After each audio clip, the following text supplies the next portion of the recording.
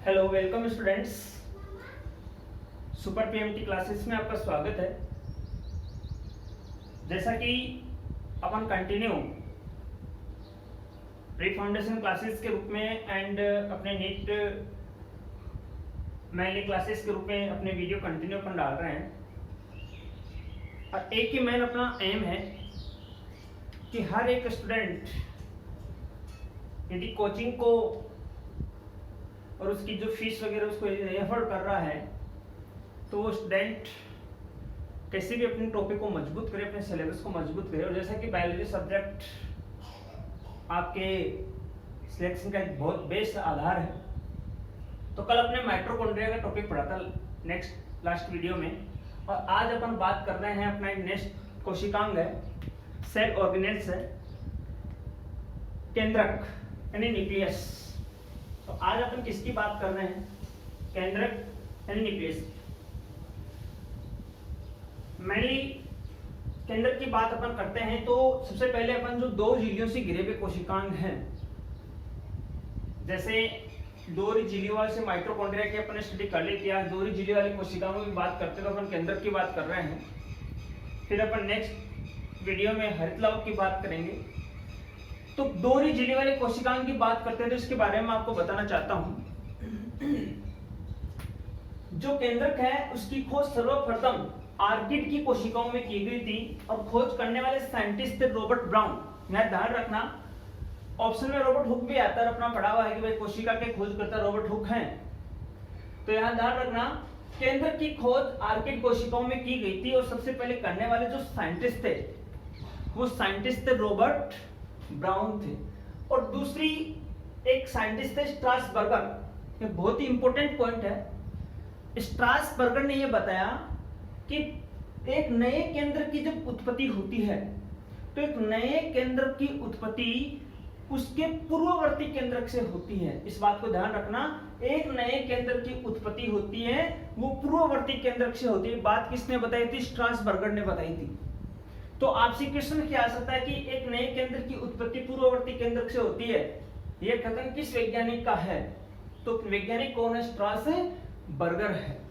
Next बात करते हैं कि केंद्रक को, वेरी मोस्ट क्वेश्चन है, केंद्रक होता है कोशिका का क्या होता है? नियंत्रण कक्ष होता है, यानी कंट्रोल, सेल्स पर कंट्रोल करने वाला, कंट्रोल रूम बोल दो आप इसको। तो जो कंट्रोल रूम होता है सेल्स का वो कौन होता है? केंद्रक होता है। और ये बात किसने बताई कि केंद्रक होता है कोशिका का नियंत्रण कक्ष होता है? ये बताने वाले साइंटिस्ट थे हेमरलिंग। कौन से साइंटिस्ट थे?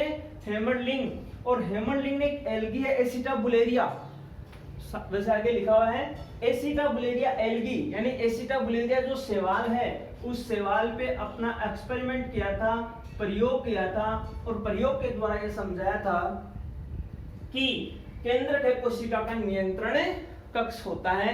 इस बात को ध्यान में रखना विशेष रूप से। अब ध्यान देना कि टोटल जो प्रोकैरियोटिक कोशिकाएं होती हैं उनमें आधे केंद्रक पाया जाता है, जिसे क्या कहते हैं? न्यूक्लियोइड कहते हैं। वेरी मोस्ट बात है, लेकिन आपके माइंड में क्वेश्चन आ रहा होगा कि ये आधे केंद्र क्या है? कौन सा केंद्र के? आधे केंद्र। देखो अपन ने पढ़ा है कि हर एक कोशिका में क्या होता है? सुस्पष्ट केंद्रक होता है। और सुस्पष्ट केंद्रक किन कोशिकाओं की विशेषता होती है? यूकेरियोटिक कोशिकाओं की होती है। तो प्रोकैरियोटिक कोशिकाओं में तो सुस्पष्ट तो हमने लिखा ही नहीं है, तो हमने क्या लिखा है? हमने आधे केंद्रक लिखा है। और आधे केंद्र का मतलब क्या हुआ? वह केंद्रक जिसमें केंद्रक झिल्ली नहीं पाई जाती है या सुविकसित केंद्रक झिल्ली का क्या होता हो? अभाव होता हो, वह केंद्र कौन सा होता है? आधे केंद्र कहलाता है। Okay, eukaryotic. और अच्छा, ये इसको कहते क्या है? न्यूक्लियोइड। का एग्जाम में क्वेश्चन आ सकता है कि प्रोकैरियोटिक कोशिकाओं का केंद्र कहलाता है न्यूक्लियस, न्यूक्लियोइड। तो अपना ऑप्शन क्या होना है? न्यूक्लियोइड कहलाता है। ओके, नेक्स्ट बात करते हैं यूकेरियोटिक कोशिकाओं में सुस्पष्ट केंद्रक पाया जाता है। और यहाँ मैंने एक नोट लिखी है, काफी मोस्ट बात है, वैसे मैं बता भी चुका हूँ। अपन जो मानव का ब्लड वाली बात पढ़ रहे हैं, रक्त परिसंचरण की पढ़ते तो उसमें बात आ जाती है कि स्तनधारियों की आरबीसी, स्तनधारियों की आरबीसी मतलब इरिथ्रोसाइट या रक्ताणु कि आरबीसी और फ्लोएम की चालनी नलिकाओं, तो फ्लोएम क्या है, फ्लोएम क्या है भाई, पादपों में संवहन करने वाला उत्तक है। तो पादपों का संवहनी उत्तक कौन है, फ्लोएम है। तो फ्लोएम की जो चालनी नलिकाएं हैं, फ्लोएम में आपने पढ़ी थी, आपको पता होगा, अपन नेक्स्ट वीडियो में डाल देंगे आगे जब पादप के उत्तक पढ़ेंगे। तो फ्लोएम में सह कोशिकाएं होती हैं, चालनी नलिकाएं होती हैं, फ्लोएम मृद्योतक होते हैं, फ्लोएम दृढ़ोतक होते हैं। तो 4 प्रकार के मुख्य तत्व होते हैं फ्लोएम में। तो फ्लोएम की चालनी नलिकाओं में केंद्रक अनुपस्थित होता है। ये ध्यान देना, हर एक कोशिका में क्या होता है, केंद्रक होता है। लेकिन स्तनधारियों की आरबीसी, अपन स्तनधारी हैं, अपन मैमल्स हैं, स्तनधारी तो हैं, और फ्लोएम की चालनी नलिकाओं में केंद्रक क्या होता है, अनुपस्थित होता है। लेकिन यहाँ अपवाद है, एक मैमल स्तनधारी है ऊंट, और एक लामा, लामा मैनली कश्मीर का क्षेत्र में पाया जाता है, ऊन प्राप्त होती है लामा से। ऊंट और लामा की आरबीसी में केंद्रक उपस्थित होता है। वेरी मोस्ट बात है, ध्यान रखना इस बात को। विशेष रूप से क्वेश्चन आ सकता है कि सभी स्तनधारियों के आरबीसी में केंद्रक होता है। क्वेश्चन बन गया आंसर, क्या ये कथन पूर्ण रूप से सत्य है। दूसरा, इसका कारण और रीजन वाला भी आ सकता है। पहला कारण आपको दे दे, क्वेश्चन दे दे कि सभी स्तनधारियों की आरबीसी में केंद्रक पाया जाता है। दूसरा दे दे कारण इसका, जरूरी नहीं है कि हर एक स्तनधारी की आरबीसी में केंद्रक हो ही। तो क्वेश्चन आ सकता है, बात सही है, हर एक स्तनधारी की आरबीसी में केंद्रक नहीं हो पाता है। अब देखना, साइज की बात करते हैं अपन इसकी, क्योंकि केंद्रक की अपन आमाप की बात करते हैं, साइज एंड आमाप। आमाप क्या होता है, 5 माइक्रोन से 30 माइक्रोन तक क्या होता है, इसका आमाप होता है। और इसका जो शेप यानी इसका जो आकार होता है, वो आकार या तो गोलाकार होता है, या केंद्रक अंडाकार होता है, या केंद्र क्या होता है, लंबवत होता है। अब बात करते हैं नंबर की, संख्या क्या है। तो एक कोशिका मतलब एक केंद्र की अवस्था, सामान्यतः क्या होता है बच्चों, एक कोशिका में एक ही केंद्र पाया जाता है। एक कोशिका में एक ही केंद्र पाया जाता है, तो उस अवस्था को अपन कहते हैं एक केंद्र की, यानी मोनोन्यूक्लिएट स्टेट। कौन सी स्टेज हो जाएगी वो, मोनोन्यूक्लिएट। तो ये एक केंद्र की अवस्था होती है जो अधिकांशतः कोशिकाओं में पाई जाती है। एक है द्विकेंद्र की अवस्था, यानी बाइन्यूक्लिएट कंडीशन। तो ये ध्यान रखना, द्विकेंद्र की अवस्था केवल और केवल, एक मैं नाम लिख रहा हूं यहाँ पे, पेरामीशियम। पेरामीशियम जो है प्रोटिस्टा है, उसमें द्विकेंद्र की अवस्था पाई जाती है। और बहुकेंद्र की यानी पॉलीन्यूक्लिएट, 2 से अधिक 4, 5, 7 की संख्या में जो केंद्रक होते हैं वो पॉलीन्यूक्लिएट होते हैं। और उस पॉलीन्यूक्लिएट बहुकेंद्र की कोशिकाओं को 2 भागों में बांटा गया है। एक कोशिका कहलाती है सिनसाइसियम, ध्यान देना, दोनों क्वेश्चन इंपॉर्टेंट है, सिनसाइसियम और सिनोसाइट्स। सिनसाइसियम कोशिका कौन सी होती है कि जब अनेक केंद्रक बनते हैं कोशिकाओं के संलयन से, तो कोशिकाओं के संलयन से बहुकेंद्र की अवस्था होती है, तो वो तो क्या कहलाती है, सिनसाइसियम। मतलब समझ गए, ये कोशिका है, ये कोशिका है, ये कोशिका है, इन कोशिकाओं का फ्यूजन हो जाए और ये एक कोशिका बन जाए, तो न्यूक्लियस तो कितने हो गए, 3 हो गए। इसका मतलब इसका न्यूक्लियस क्या हो गया, फ्यूजन हो गया। तो वो कौन सी अवस्था हो जाएगी, बहुकेंद्र की अवस्था हो जाएगी। ओके, नेक्स्ट, सिनोसाइट्स, मुक्त केंद्र की जब विभाजन होते हैं, जैसा आप ध्यान रखना कि नारियल होता है, तो नारियल में मुक्त केंद्र की भ्रूणपोष होता है, और मुक्त केंद्र की भ्रूणपोष नारियल का जो पानी होता है, आपने देखा होगा, उस पानी में अनेक आपको सफेद सफेद रंग की गहरी संरचनाएं दिखाई देंगी, तो मुक्त केंद्र की अवस्था होगी, तो वो क्या कहलाएगी, सिनोसाइट्स कहलाएगी। ओके, बात आती है रासायनिक संगठन की। तो रासायनिक संगठन की जब अपन बात करते हैं, तो इसमें सबसे पहले आती है प्रोटीन, फॉस्फोलिपिड्स, डीएनए और आरएनए। ये 4 मुख्य घटक हैं किसके, केंद्र के। और प्रोटीन एक तो होती है हिस्टोन और एक होती है नॉन हिस्टोन। आप आपके माइंड से क्वेश्चन चल रहा होगा कि हिस्टोन प्रोटीन्स क्या होती है, नॉन हिस्टोन प्रोटीन्स क्या होती हैं। तो यहाँ तो अपन क्योंकि अपने टॉपिक की बात कर रहे हैं, तो डीपली स्टडी आगे जब अपन मॉलिक्यूलर बायोलॉजी पढ़ेंगे, आणविक जो जीव विज्ञान पढ़ेंगे तब इनके बारे में डिटेल से स्टडी वहां पे आ जाएगी। न्यूक्लियोसोम, न्यूक्लियोटाइड, न्यूक्लियोसाइड सब बिंदु वहां पे आएंगे। ओके, अब ये बात थी इसके बेसिक कॉन्सेप्ट की, तो आप इसका स्क्रीनशॉट ले लें। जैसा मैंने बनाया सेम टू वैसे आप नोट्स बनाते रहे, स्क्रीनशॉट ले लें और स्क्रीनशॉट लेने के बाद अपन आगे इसकी संरचना के बारे में अध्ययन करते हैं। नेक्स्ट देखिए, अब अपन बात करते हैं इसकी संरचना की। तो संरचना क्या है? संरचना वैसे आपके सामने डायग्राम बना हुआ है, ये डायग्राम आपको बनाना है। अब लेकिन अपन इसकी संरचना कितने भागों में अपन वर्णन कर सकते हैं? तो जब इसकी संरचना की बात करते हैं तो संरचना के कौन कौन से भाग आपको दिखाई दे रहे हैं? देखो, सबसे बाहर से अंदर की ओर अपन चलते हैं तो एक तो आपको इसमें दिखाई दे रही होगी केंद्रक झिल्ली, केंद्रक झिल्ली। दूसरी आपको इसमें स्ट्रक्चर दिखाई दे रही हो केंद्रक झिल्ली के, जो अपन अंदर चल रहे हैं तो अपन को इसका कौन सा पार्ट दिखाई दे रहा है? जो ही अपन अंदर चल रहे हैं केंद्रक झिल्ली के बाद तो अपन को कौन सा भाग, तो अपन बात कर रहे हैं कि भाई केंद्रिका दिखाई दे रही है अपन को, तो ये हो गई केंद्रिका।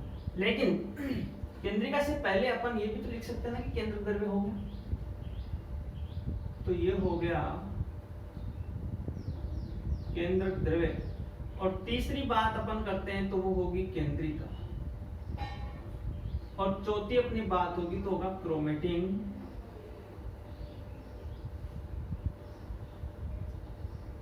जाल, क्रोमेटिन जाल। तो ये चार प्रमुख पार्ट हैं संरचना में, इन्हीं की अपन स्टडी कर रहे हैं। सबसे पहले अपन बात करते हैं केंद्रक झिल्ली की। नंबर 1 पे क्या आती है? केंद्रक झिल्ली। तो केंद्रक झिल्ली में आपको कौन कौन सी बातें लिखनी है? दो झिल्लियां, एक बाहर की ओर झिल्ली दिखाई दे रही है, एक आपको अंदर की झिल्ली दिखाई दे रही है। तो इन झिल्लियों को मैं कितने भागों में डिवाइड कर रहा हूं? एक बाह्य झिल्ली हो गई, और नंबर दूसरी कौन सी झिल्ली हो गई? आंतरिक झिल्ली। रटो मत, डायग्राम को देखना है केवल। बाहरी झिल्ली की जब अपन बात करते हैं तो बाह्य झिल्ली पे आपको क्या दिखाई दे रहा है? क्या दिखाई दे रहा है बाह्य झिल्ली? भाई ये झिल्ली कौन सी झिल्ली है? ये बाह्य झिल्ली है, डायग्राम में दिख रही है कौन सी झिल्ली है। और ये झिल्ली कौन सी है? आंतरिक झिल्ली है। ये कौन सी झिल्ली है? आंतरिक झिल्ली। दिख रही है कि नहीं दिख रही है? बाहरी झिल्ली पे आप देख लो, बाह्य झिल्ली आपको कुछ ना कुछ इसके ऊपर क्या उभार दिखाई दे रहे हैं, और राइबोसोम के पार्टिकल्स आपको दिखाई दे रहे हैं। ये जो पार्टिकल्स आपको दिखाई दे रहे हैं तो अपन क्या बोल देते हैं? राइबोसोम। लेकिन ये आपको क्या दिखाई दे रही है? ईआर यानी अंतःप्रद्रवी जालिका। और अंतःप्रद्रवी जालिका आपको दिखाई दे रही है, इसका मतलब राइबोसोम है, तो राइबोसोम में तो कौन सी अंतःप्रद्रवी जालिका होती है? खुरदरी ईआर होती है।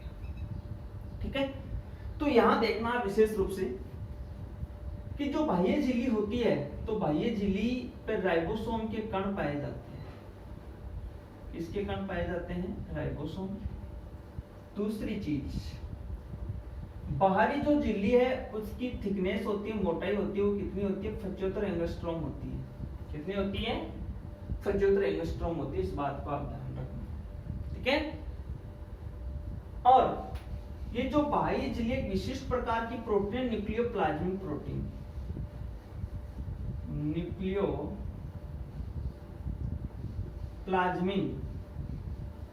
प्रोटीन से बनी होती है। कौन सी प्रोटीन से बनी होती है? न्यूक्लियोप्लाज्मिक प्रोटीन से मिलकर के बनी हुई होती है। नंबर 2 की बात करते हैं। 2 नंबर पे आती है अपनी आंतरिक झिल्ली। तो आंतरिक झिल्ली की तो वही बात ध्यान रखनी है अपन को, कितनी होती है? 75 एंगस्ट्रॉम इसकी थिकनेस होती है, मोटाई होती है। दूसरी चीज, आंतरिक झिल्ली एक विशिष्ट प्रोटीन से मिलकर बनी होती है, जिस प्रोटीन को कहते हैं अपन कौन सी प्रोटीन? Lamin protein. कौन सी प्रोटीन कहते हैं अपन इसको? लेमिन प्रोटीन से क्या होती है? मिलकर के बनी भी होती है आंतरिक झिल्ली। अब ध्यान देना, आपको दिख रहा बाह्य झिल्ली के बीच बीच में कुछ आपको क्या दिखाई दे रहे हैं? छिद्र दिखाई दे रहे हैं। देखो, सतत नहीं है, कंटिन्यू नहीं है ना बाह्य झिल्ली। आंतरिक झिल्ली तो कंटिन्यू है, लेकिन बाह्य झिल्ली में आपको जगह जगह कुछ ना कुछ छिद्र दिखाई दे रहे हैं। इन छिद्रों को अपन क्या कहते हैं? केंद्रीय छिद्र कहते हैं। लिखा हुआ है केंद्रीय छिद्र। तो ये जो केंद्रिक छिद्र हैं, ये केंद्रिक छिद्र बीच बीच में आपको दिखाई दे रहे हैं कि नहीं दिखाई दे रहे हैं? इन केंद्रिक छिद्रों की जो थिकनेस होती है टोटल, वो होती है 10 से लेके 100 नैनोमीटर तक हो सकते हैं। ओके। और दोनों झिल्लियों के बीच में आपने देखा होगा आंतरिक झिल्ली और बाह्य झिल्ली, दोनों झिल्लियों के बीच में कुछ ना कुछ आपको जगह दिखाई दे रही है। तो मैं यहां लिख रहा हूं कि बाह्य व आंतरिक झिल्ली के मध्य पाया जाने वाला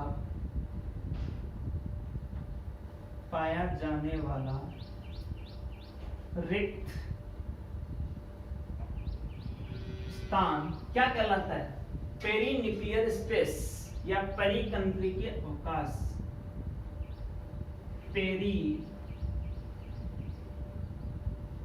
केंद्रीय अवकाश। और ये जो पेरीकेंद्रीय अवकाश होता है, दोनों के बीच का जो जगह होती है, ये आपको दिख रही है। इसकी जो मोटाई होती है वो अपन लेते हैं 15 नैनोमीटर के लगभग। कितनी होती है? 15 नैनोमीटर। ओके। अब ध्यान देना, आगे थोड़ा सा अपन आगे चल रहे हैं। एक चीज हम आपको बताना चाह रहा हूं, इसको आपने क्या कहा? केंद्र छिद्र है, लेकिन यहां में एक वर्ड लिखा है मैंने, एनुलस। क्या लिखा है? एनुलस। ये एनुलस इस झिल्ली के बीच में यहां पाई जाने वाली एक संरंध्रित स्ट्रक्चर है, संरचना है। क्या है? ध्यान से लेना। केंद्र छिद्रों का काम क्या है कि एक केंद्र द्रव्य और कोशिका द्रव्य के बीच में क्या करना? आवागमन, पदार्थों का एक्सचेंज करना। एक्सचेंज कैसे? मेरी बात समझना आप। ये एक कोशिका है और इस कोशिका में ये क्या पाया जाता है? केंद्रक पाया जाता है। और केंद्रक में ये जगह जगह क्या है? केंद्रक छिद्र है। समझ गए मेरी बात? अब ये कोशिका के अंदर पाया जाने वाला क्या है? कोशिका द्रव्य है। तो ये केंद्र के अंदर पाया जाने वाला क्या है? केंद्र द्रव्य है। तो कैसी कोशिका द्रव्य का केंद्र की ओर और केंद्र का कोशिका द्रव्य की ओर जो एक्सचेंज है, आदान प्रदान है, वो किनके द्वारा होता है? केंद्र छिद्रों के द्वारा ही होता है। अपने बात पढ़िए प्लाज्मोडेस्माटा। तो इन्हीं केंद्र छिद्रों के द्वारा पदार्थों का क्या होता है? आवागमन होता है कि नहीं होता? अब ध्यान दें, एनुलस क्या चीज करता है? एनुलस क्या करता है? एनुलस एक छोटा सा बाधा उत्पन्न करता है। एनुलस एक प्रकार का छोटा सा बैरियर है, चेक पोस्ट है। ये ध्यान रखना कि एनुलस यहाँ क्या है? चेक पोस्ट है। ये ध्यान देगी कि केंद्र द्रव्य से कोशिका द्रव्य में, कोशिका द्रव्य से केंद्र द्रव्य, मुख्य रूप से केंद्र द्रव्य में से कोशिका द्रव्य में जाने वाला कोई पदार्थ है, उसमें आवश्यक घटक तो एक्सचेंज नहीं हो रहे हैं, उनको कैसे रोका जाए? वो काम कौन करेगा? एनुलस। तो ध्यान देना, इन पदार्थों के आवागमन की प्रक्रिया में एक कौन पार्ट ले रहा है? केंद्रक छिद्र। और दूसरा पार्ट कौन सब इसमें पार्टिसिपेट कर रहा है? एनुलस। और ये मिलके क्या बना लेंगे? रंध्रीय छिद्र। रंध्रीय छिद्र जो क्या करेंगे? न्यूक्लियो साइटोप्लाज्मिक एक्सचेंज को क्या करेंगे? चेक करेंगे। न्यूक्लियो साइटोप्लाज्मिक एक्सचेंज को चेक करने का काम करेंगे केंद्रक द्रव्य, एनुलस यानी रंध्रीय छिद्र मुख्य रूप से। ओके। नेक्स्ट अपन बात कर रहे हैं आगे के अपने बिंदु की। ये केंद्र झिल्ली के बारे में अपनी बात हो चुकी है। अब बात करेंगे केंद्र द्रव्य की। तो आप स्क्रीनशॉट लेके और नोट्स बनाते रहें अपने। अब बात कर रहे हैं सेकंड पॉइंट की, स्क्रीनशॉट ले लें इसका। नेक्स्ट अपना आता है केंद्र द्रव्य। सेकंड केंद्रक द्रव्य न्यूक्लियोप्लाज्म। केंद्रक द्रव्य की बात आपको ध्यान में रखनी है, आंतरिक झिल्ली से घिरा हुआ पार्ट है, केंद्रक द्रव्य है। केंद्रक द्रव्य में आपको संगठन ध्यान में रखना, सबसे इंपॉर्टेंट पार्ट इसके संगठन की है। तो केंद्रक द्रव्य का जो संगठन है उसमें आपको डीएनए मिलेगा, आरएनए भी होगा, प्रोटीन भी होगी। प्रोटीन के दो पार्ट मैंने आपको बताए थे, हिस्टोन प्रोटीन भी होगी और नॉन हिस्टोन प्रोटीन भी होगी। इसी के साथ केंद्रक द्रव्य में ये दोनों पार्ट भी होंगे। कौन कौन से होंगे? केंद्रिका भी होगी और क्रोमेटिन जाल भी होगा। क्रोमेटिन जाल भी होगा। ये पार्ट होंगे केंद्रक द्रव्य के संगठन। आपको इतनी सी बात ध्यान में रखनी है, डीएनए होगा, आरएनए होगा, प्रोटीन होगी, प्रोटीन हिस्टोन नॉन हिस्टोन होगी, केंद्रिका होगा, क्रोमेटिन जाल। ओके, नेक्स्ट बात करते हैं केंद्रिका की। थर्ड अपन पार्ट आता है केंद्रिका। केंद्रिका बारे में दो तीन ध्यान रखना, वैसे इसको न्यूक्लियोलस बोलते हैं, ध्यान देना। एग्जाम में बहुत बार क्वेश्चन पूछता है केंद्र को अपन क्या बोलते हैं? न्यूक्लियस, और केंद्रिका को बोलते हैं न्यूक्लियोलस। और इंग्लिश का वर्जन आ जाता है हिंदी में लिखा हुआ, न्यूक्लियोलस की खोज करता कौन है, तो अपना माइंड तो सीधा जाता है न्यूक्लियोलस, मतलब न्यूक्लियस। न्यूक्लियस मतलब रॉबर्ट ब्राउन, और क्वेश्चन अपना क्या हो जाएगा वहां पे? रॉन्ग हो जाएगा, ऐसा नहीं। न्यूक्लियोलस है, इसकी खोज करता है फोंटाना। खोज करता कौन है बच्चों? फोंटाना है। लेकिन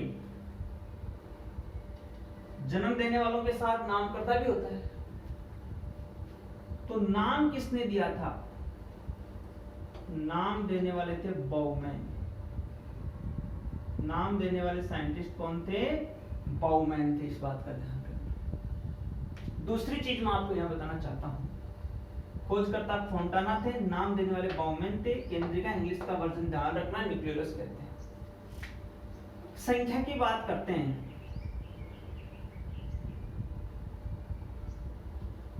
तो एक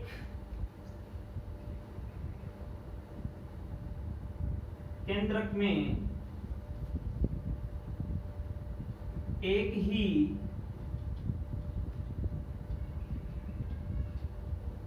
केंद्रिका होती है।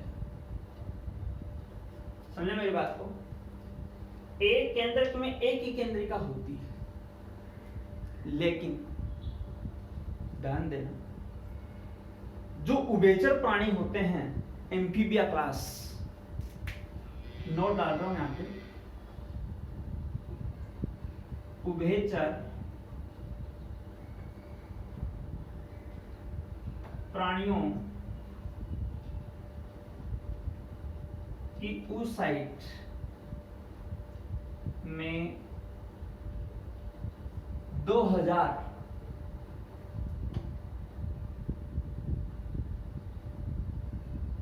केंद्रिका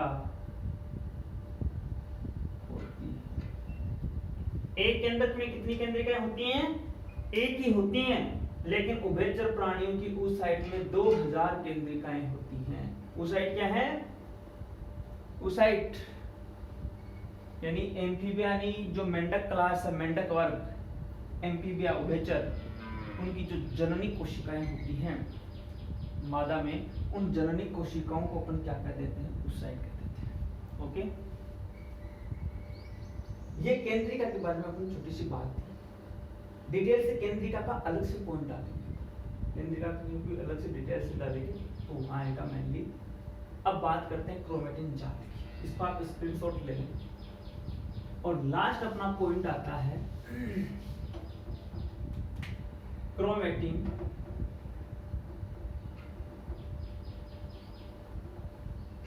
जाल। तो क्रोमेटिन जाल के संगठन की बात करते हैं अपन, तो इसमें एक तो क्षारीय अभिरंजकों से अभिरंजित होता है, क्षारीय अभिरंजकों से अभिरंजित होता है। दूसरी चीज, क्रोमेटिन जाल में दो प्रकार के क्रोमेटिन जाल आपको दिखाई देते हैं। कितने? दो। एक होता है यूक्रोमेटिन और दूसरा होता है हेटेरोक्रोमेटिन। वैसे डिटेल से अपन आगे पढ़ेंगे, लेकिन मैं यहां बता दूं, यूक्रोमेटिन है वो आनुवांशिक रूप से सक्रिय होता है और ये क्या होता है, आनुवांशिक रूप से निष्क्रिय होता है। मतलब स्थानांतरण में यही सारे का आनुवांशिक गुण जो अपने जनकों से संततियों में जाते हैं, तो उसमें यूक्रोमेटिन की काफी अहम रोल होता है। अक्षारीय अभिरंजकों से यह हल्का अभिरंजित होता है। ये क्या होता है? हल्का अभिरंजित है और ये गहरा अभिरंजित है। अभिरंजित तो मतलब समझ गए ना, रंगा हुआ। देखो ये पार्ट तो मैं ले लूं, ये काफी डार्क हो गया, तो ये तो हो गया हेटेरोक्रोमेटिन और ये हल्का क्या हो गया, यूक्रोमेटिन। इसको तो क्या बोल दोगे, हेटेरोक्रोमेटिन। इसको क्या बोल दोगे, यूक्रोमेटिन बोल दोगे। तो हल्का अभिरंजित होता है, गहरा अभिरंजित होता है। और क्रोमेटिन जाल में मैन आपको मिलेगा, डीएनए मिल जाएगा और डीएनए इन भागों क्या होता है, जुड़े हुए रखता है। ये मुख्य पार्ट थी। अब अपन लास्ट बात कर रहे हैं अपने केंद्रक के कार्य। अच्छा, कार्य की मैं बात बताना देना चाहता हूं आपको कि कार्य में एक तो सबसे इंपॉर्टेंट आनुवांशिक पदार्थों का संग्रहण व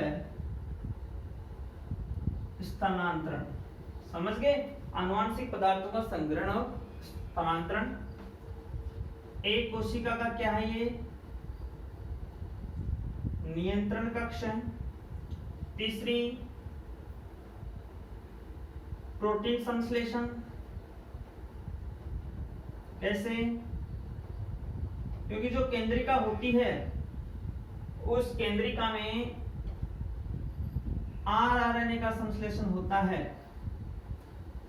और यह जो आरआरएनए होता है यह राइबोसोम का संश्लेषण करता है। किसका? राइबोसोम का। और राइबोसोम को कोशिका क्या कहा जाता है, प्रोटीन फैक्ट्री कहा जाता है। तो ये अपने बात किसके बारे में थी, केंद्र के बारे में थी। बाकी अपना नेक्स्ट वीडियो अपन नेक्स्ट टाइम बात करेंगे। Thank you.